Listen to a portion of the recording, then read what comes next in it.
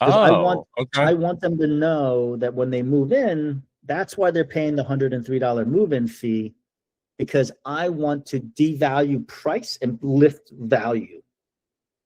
Right. So it's like that's where you start seeing all of the photos.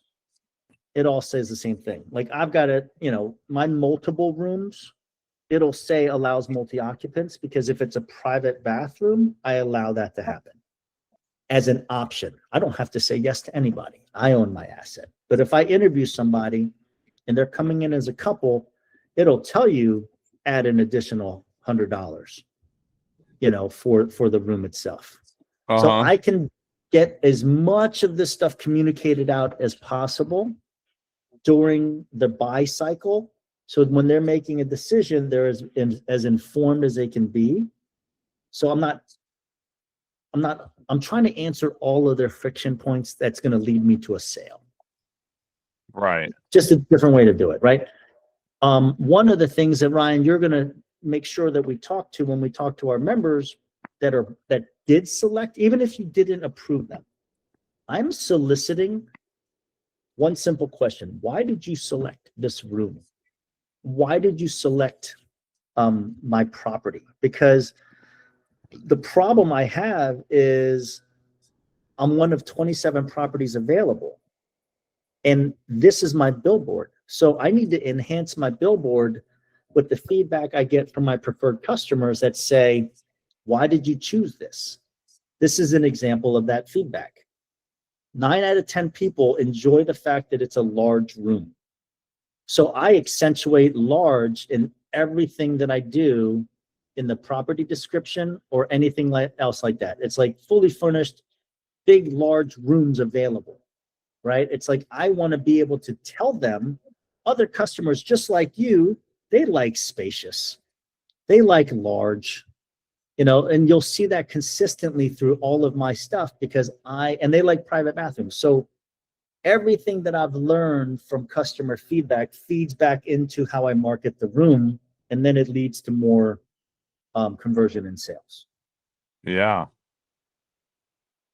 Okay, so those are the kind of things that for today and for Tuesday and Thursday, Ryan, we're going to go through your whole portfolio and we're going to start building out kind of your SOPs for, let's enhance the listing, let's enhance the pricing, let's get, and then what we're going to do is we're going to use metrics to test.